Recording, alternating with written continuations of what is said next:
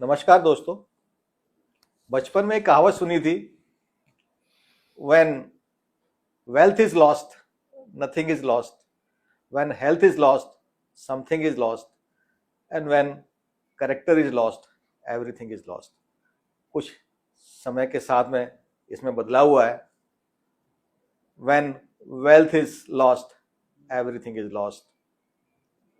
इसका मतलब आज हमारे पास वेल्थ के अगर हम क्रिएट कर पाते हैं तो हमारे पास हेल्थ और अपने दूसरे सोशल स्टेटस और दूसरी चीजों को मैनेज करने के लिए हमारे पास रास्ते निकल आते हैं।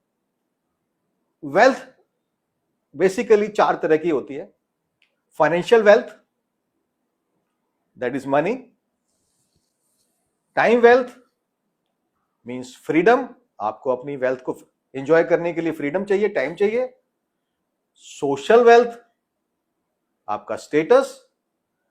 और finally physical wealth, that is your health. आज हम चर्चा करेंगे वेल्थ के ऊपर, वेल्थ क्रिएशन के ऊपर। सबसे इंपॉर्टेंट है फाइनेंशियल वेल्थ। चर्चा में आज हमारे साथ शामिल हो रहे हैं आशुतोष शुक्ला जी, जो कि जाने माने फाइनेंशियल एडवाइजर हैं। हमारे को वेल्थ क्रिएशन की टिप्स बताएंगे। और सबसे पहले मैं उनसे पूछना चाहूंगा, आशुतोष जी, वेल्थ क्रिएशन का कोई शॉर्टकट है क्या? नमस्कार सुधीर जी। नमस्कार दोस्तों। Sudhir ji, wealth creation is a long term process. Wealth creation के लिए कोई भी शॉर्टकट रास्ता नहीं होता है। शॉर्टकट रास्ते से बनाई हुई वेल्थ बनती नहीं है, या सही तरीके से आप वेल्थ को क्रिएट नहीं कर पाते हैं। वेल्थ क्रिएशन करने के लिए पहले तो आपको, किसी भी काम को करने के लिए आपको पहले तो आपके माइंड में एक प्लान बनाना होता है, जो कि नॉर्मली हम लोग उस पर प्लान करते नहीं हैं। क्योंकि जब भी हमें कुछ काम करना हो, अगर हम प्लानिंग के साथ काम करेंगे तो वेल्थ क्रिएशन भी पूरी हो जाएगी, और आप जिस काम के लिए प्लान कर रहे हैं वो काम भी बहुत आसानी से हो सकता है। तो सबसे पहले तो आपको वेल्थ क्रिएशन के लिए आपको आपकी डेली कैशबुक बनानी चाहिए। आप सुबह जब भी उठें, थोड़ा सा मुश्किल लगेगा आपको करने के लिए, बट ये आपको करना ज़रूर चाहिए। कि आपके खर्चे आप अपने साथ लिखिए, और आपके पास जो इनकम आनी है वो भी आप लिखिए, और आप देखिए कि महीने में आपकी सेविंग्स कितनी हो रही है। जब आप लिखने लगेंगे तो आपके खर्चों में थोड़ा सा दबाव आएगा, और आप खर्चे करने के प्रति थोड़ा सा सजग रहेंगे।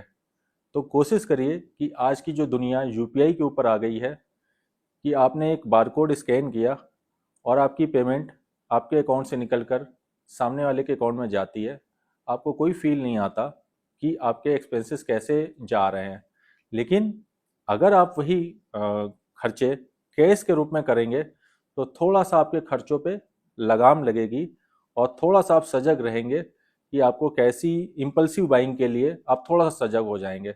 थोड़ा सा ये अटपटा लगेगा आपको।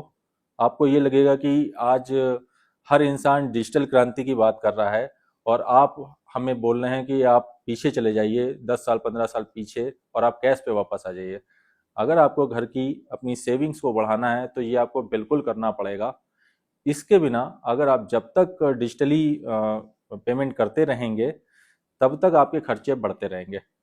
तो आपको सबसे पहला काम तो वेल्थ क्रिएशन के लिए आपको कैश ओनली मोड पे आना है। हालांकि आपको इसमें बहुत समय लगने वाला है, लेकिन अगर आप छोटा सा प्रयास भी करेंगे तो धीरे धीरे करके आप कैश ओनली में आ जाएंगे। मैं ये बिल्कुल नहीं कहना चाहता कि जहां पर बिल्कुल भी ऐसी जरूरत है कि आपको कैश नहीं देना है तो आप वहां पे यूपीआई कर सकते हैं, बट कोशिश करिए कि यूपीआई और क्रेडिट कार्ड को आप थोड़ा सा कम करिए, यूजेस कम करिए। आपके लिए ऑप्शंस बहुत सारे होंगे, बट कोशिश करिए कि आप कैश में आप पेमेंट करिए। तो सबसे पहला काम तो आपको आपकी एमआईएस बनानी होगी। एमआईएस बनाने के बाद आपको आपके लॉन्ग टर्म के 10 साल के गोल लिखने होंगे, कि आने वाले 3 साल में, 5 साल में, 7 साल में और 10 साल में आपके ऐसे कौन से गोल हैं जो कि सर्टेन है। लाइफ में सर्टेन कुछ भी नहीं होता, लेकिन एक एक्सपेक्टेड आपके गोल्स होते हैं जिसके बारे में आपको पता होता है कि 5 साल में मेरे बेटी की पढ़ाई है, 10 साल में आपके बच्चे की शादी है, 15 साल में आपको घर खरीदना है, 20 साल में आपको वर्ल्ड टूर पे जाना है। तो ये आप अगर प्लान बनाएंगे और उसका एक्सपेक्टेड प्राइस आज का अगर आप लिखेंगे तो आपको तैयारी करने में थोड़ी सी आसानी हो जाएगी कि आपको कैसे लाइफ में आगे बढ़ना है।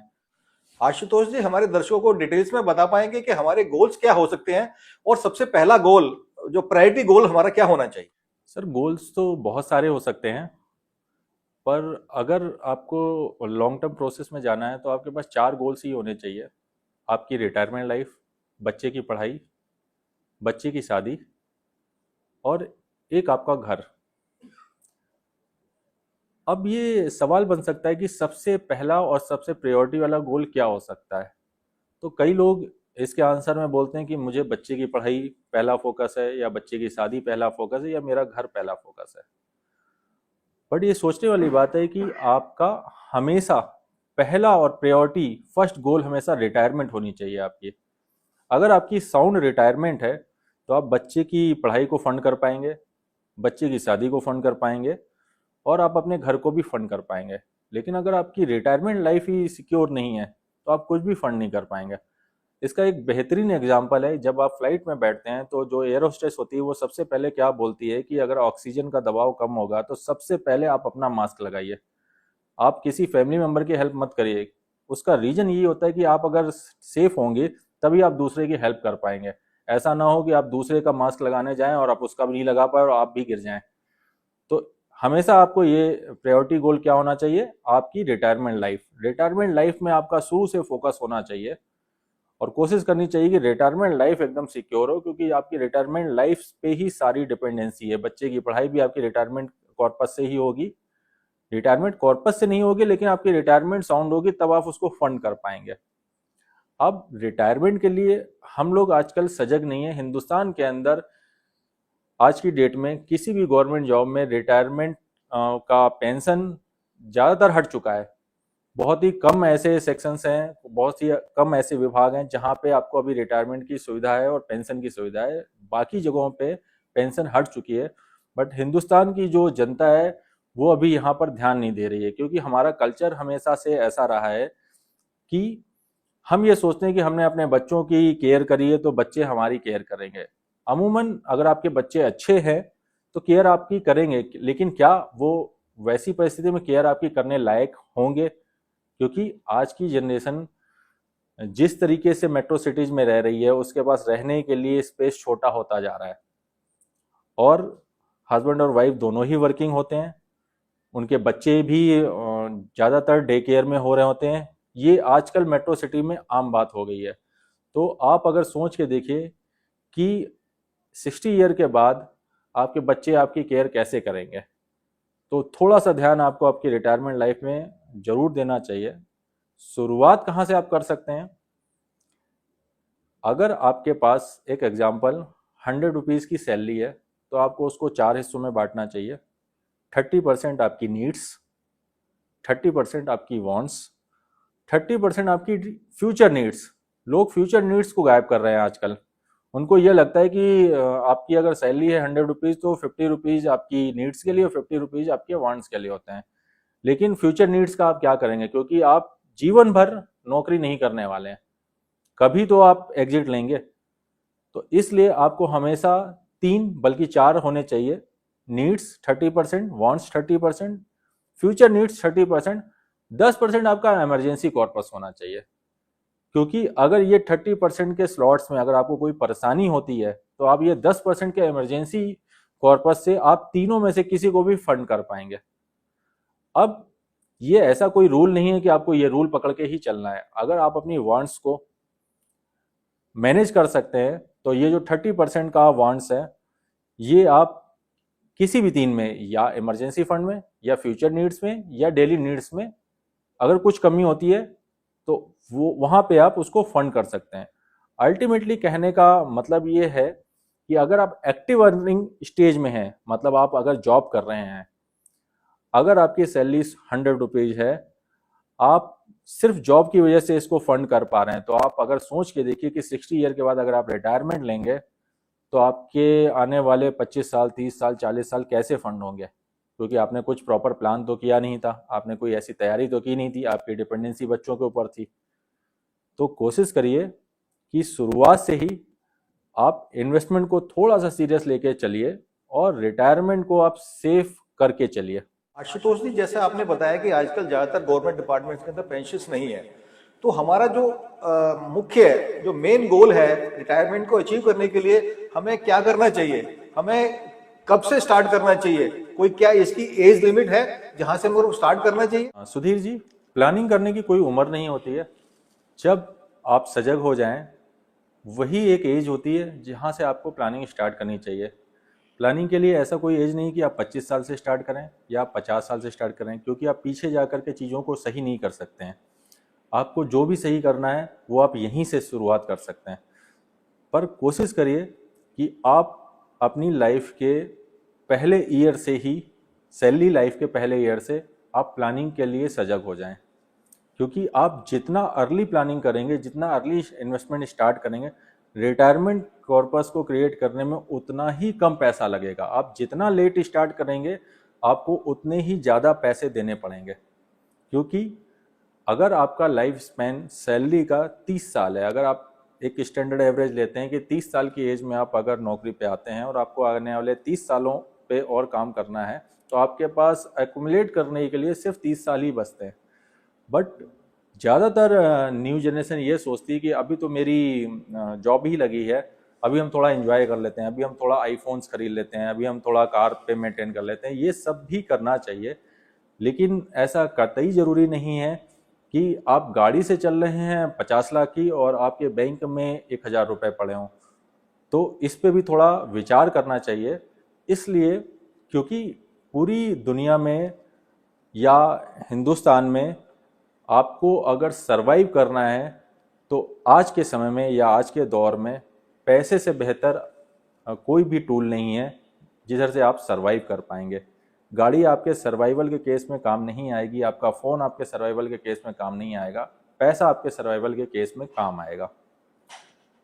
अब आप देख सकते हैं कि आपके पास क्या क्या ऑप्शंस हो सकते हैं जिससे आपकी रिटायरमेंट की लाइफ सिक्योर हो सके। तो नॉर्मली सबको ही पता होता है कि आपके पास इन्वेस्टमेंट करने के लिए सेविंग बैंक्स होता है, आपके पास एफडी होती है, आपके पास पोस्ट ऑफिस में एमआईएस होता है, आपके पास पीपीएफ होता है, आपके पास एलआईसी की पॉलिसियाँ भी हो सकती हैं, आपके पास सिल्वर भी हो सकता है, आपके पास गोल्ड भी हो सकता है, आप प्रॉपर्टी भी खरीद सकते हैं, आप गोल्ड में इन्वेस्टमेंट भी कर सकते हैं। अब आपको ये देखना है कि हमें ऐसी कौन सी इन्वेस्टमेंट करनी चाहिए ताकि हम अपनी परचेजिंग पावर को मेंटेन कर सकें। परचेजिंग पावर का मतलब ये है कि आपके पैसे को इन्फ्लेशन 6% से एवरेज हर साल उसकी परचेजिंग पावर को डिक्रीज कर रही है। आप अगर कोई प्रोडक्ट 100 रुपीज़ का खरीदते हैं, एक साल के बाद इन्फ्लेशन की वजह से वो 106 रुपये का हो जाएगा। तो आपको ये सोचना है कि हम ऐसे कौन से ऑप्शंस में पैसे डालें जहाँ पे एटलीस्ट हमको 106 रुपये से ऊपर मिले। क्योंकि अगर आपको 106 रुपये 105 भी मिल रहा है तो भी आपकी नीड पूरी नहीं होगी, आपकी परचेजिंग पावर पूरी नहीं होगी। अभी उसके बाद आपको टैक्सेशन पे भी मेंटेन रखना है अपने आप को, आपको टैक्सेशन तो भरनी पड़ेगी। तो क्या 6% इन्फ्लेशन के बाद आपको 1% की अगर हम इन्फ्लेशन लेते हैं या 50 पैसे की इन्फ्लेशन लेते हैं तो वो भी कॉस्ट आपको इंक्लूड करनी चाहिए। बिकॉज की परचेजिंग पावर आपकी कम हो रही है, तो पैसे को आपको ऐसे व्हीकल में डालना है जहां पे आपको एटलीस्ट इन्फ्लेशन प्लस आपके टैक्स वहां से ऊपर रिटर्न मिले। तो अगर आप देखते हैं एफडी आज के टाइम पे मानते हैं कि सेफ है, 6% का रेट अगर हम पकड़ के चलें, अगर आप 30% के टैक्स स्लैब में फॉल करते हैं तो 6% में आपको 30% का रेट कट करना चाहिए, जो कि टैक्सेशन का पार्ट है। मतलब 6% में 1.80 रुपये आपके कम हो गए। इफेक्टिव यील्ड आपके पास क्या आ रही है? अगर आप 6% से 1.80% को माइनस करते हैं तो आपके पास आपके हाथ में आते हैं ₹4.20 इफेक्टिव यील्ड, जो कि इन्फ्लेशन से बहुत ज़्यादा नीचे है। इसका मतलब आपकी जो रिटर्न है वो नेगेटिव रिटर्न है। अगर आपने एफडी देख लिया, पीपीएफ आप देखते हैं तो आज के दौर पे 7.2 चल रहा है। PPF near by inflation plus tax के बराबर है। हालांकि पीपीएफ में आपको टैक्स नहीं लगता है, 80C में आपको उसका रिबेट भी मिलता है, लेकिन वो भी 7.2 है। और अगर आप पीपीएफ की हिस्ट्री देखेंगे तो 2002 में 12% था, आज वो गिरते गिरते 7.2 आ गया। जैसे जैसे इंडिया डेवलपिंग कंट्री की तरफ बढ़ेगा, डेवलप होने की तरफ जाएगा, जितने भी फिक्स्ड रिटर्न आपको प्रोडक्ट देते हैं, एफडी, पीपीएफ, एमआईएस, उन सारे प्रोडक्ट्स के रेट नीचे ही जाएंगे। क्योंकि अगर आप पीछे देखें 15 साल पहले क्या रेट्स हुआ करते थे, 12% की एफडियां हुआ करती थी, पीपीएफ 12% का हुआ करता था। आज की रेट में देखिए 6%, 7% हो जाता है। तो आप ये सोच के देखिए कि अगर आप पीपीएफ में 15 साल के लिए पैसे डालते हैं तो 15 साल के बाद जब आप 15वें साल पे एग्जिट करेंगे तो वहाँ पे इंटरेस्ट रेट क्या हो सकता है अगर हम 2025 में पीपीएफ में इन्वेस्टमेंट स्टार्ट करते हैं। तो आपकी बात हो गई, एमआईएस हो गया, एमआईएस भी नियर बाई 7% के आसपास है, पीपीएफ हो गया, किसान विकास पत्र और एनएससी के बारे में, वो भी 5-5, 6-6 साल के लॉक इन प्रोडक्ट्स होते हैं, उनका इंटरेस्ट टैक्सेबल होता है। तो आपकी इफेक्टिव यील्ड 6% के अराउंड ही रहने वाली है। गोल्ड की अगर आप पिछले ट्रैक रिकॉर्ड को देखें, 20 साल, 25 साल, 30 साल की रिटर्न ऑन अराउंड 8 से लेकर 10% के बीच में रही है। अगर हम एवरेज की बात कर रहे हैं, पिछले 3 साल में गोल्ड ने बहुत अच्छा रिटर्न दिया है, बट नॉर्मली ऐसा हमेशा नहीं होता है। गोल्ड के साथ अगर आप फिजिकल गोल्ड में आते हैं थोड़ा सा सिक्योरिटी का इशू होता है, अगर आप पेपर में गोल्ड में रहते हैं तो फिर भी थोड़ी सी सेफ्टी रहती है और थोड़ा सा आप इन्फ्लेशन को बीट भी कर पाते हैं। टैक्सेशन गोल्ड में भी लगेगी, सिल्वर में भी लगनी है, एफडी में भी लगनी है।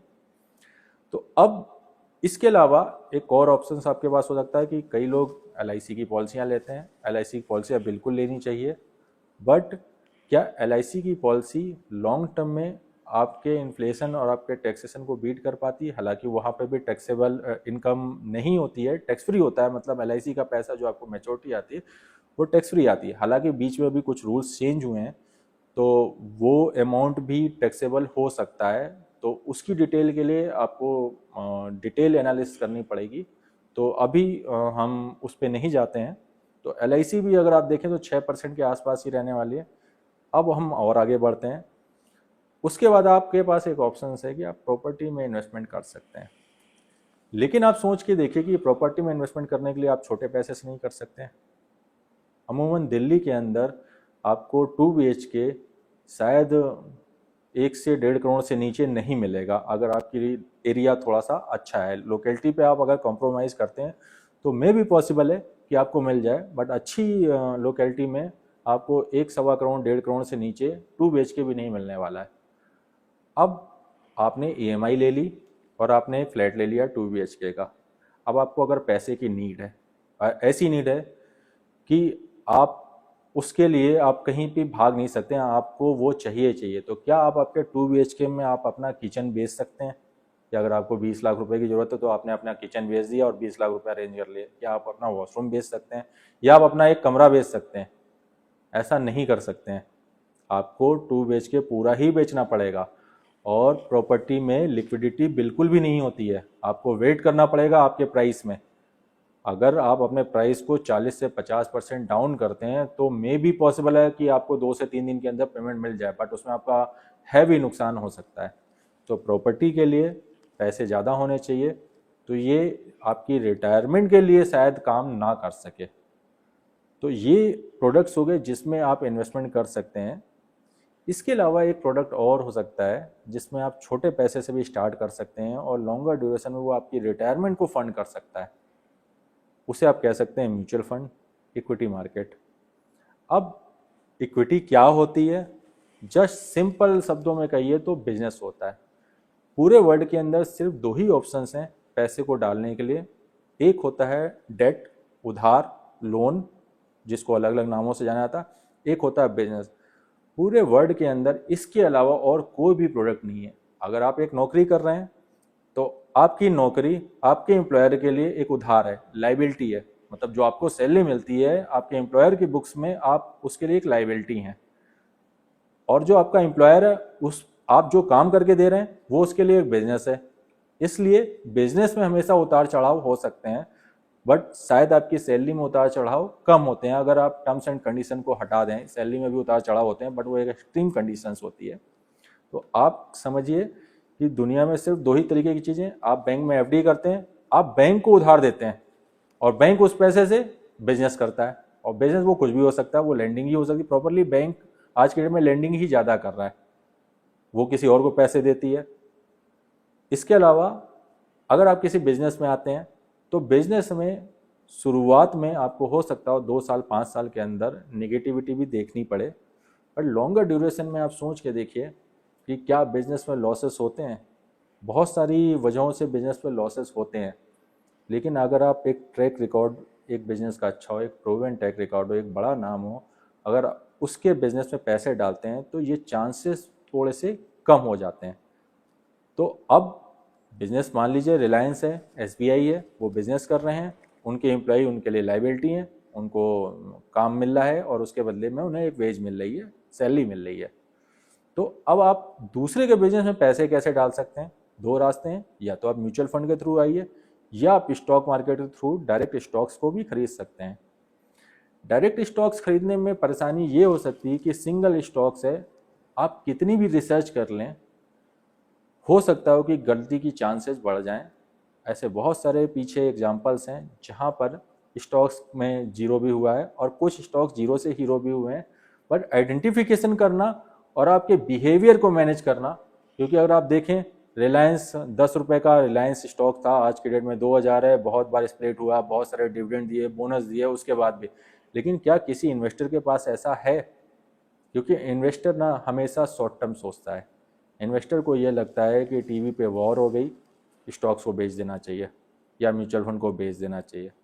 तो आप अगर अपनी एक्टिव लाइफ में बिजी हैं तो आप कोशिश करिए कि आप अपनी एक्टिव लाइफ मतलब सैलरी लाइफ को, आप अपनी स्किल को कैसे अपग्रेड कर सकते हैं, आपका फोकस उसमें होना चाहिए। रीजन, क्योंकि जिस काम को आप पीछे काफ़ी टाइम से कर रहे हैं, आप अपने आप को उस पर अपग्रेड करिए तो आपको समय कम लगेगा। मैं ऐसा बिल्कुल नहीं कहना चाहता कि आप फाइनेंशियल चीज़ों को नहीं समझ सकते हैं, लेकिन यहाँ पे आपको थोड़ा समय लगेगा। इससे बेहतर है कि आपकी जो स्किल है जिसमें आप पहले समय से काम कर रहे हैं उसको अपग्रेड करिए और आपका नेट सेविंग बढ़ाने की कोशिश करिए।